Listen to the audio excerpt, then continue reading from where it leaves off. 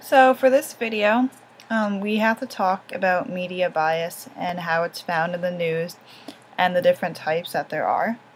So for my examples, I found a news article and a video that shows a lot of bias.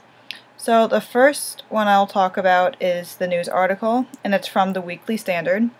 And the article basically talks about how Republicans thought they were going to win the election, and it's how it's the first time they actually really thought they were going to win in a while.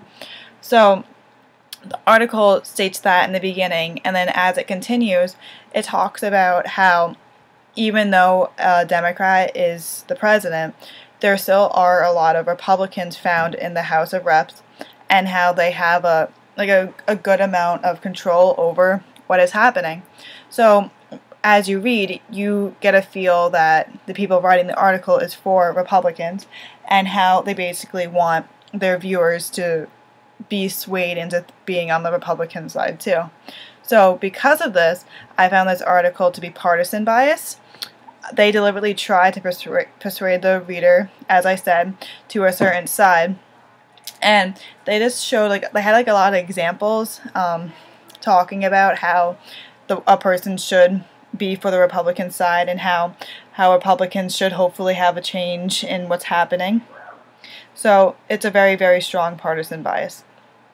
The other video that had a news article I picked was from Nancy Grace. She talks about what's inside the minds of mothers and wives who are accused of murder.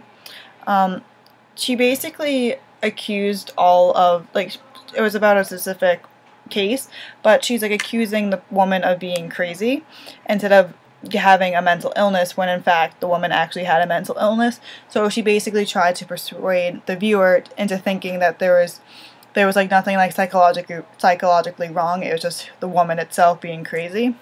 So when you listen to what she's saying, you hear how she's trying to brainwash the viewers. So I thought this type of bias was propaganda bias, because of how she was deliberately trying to change everyone's viewpoint. She wasn't really stating actual facts. She was just stating her own opinion and her own point of view. And by doing this, she was just making everything a complete mess instead of stating the actual truth.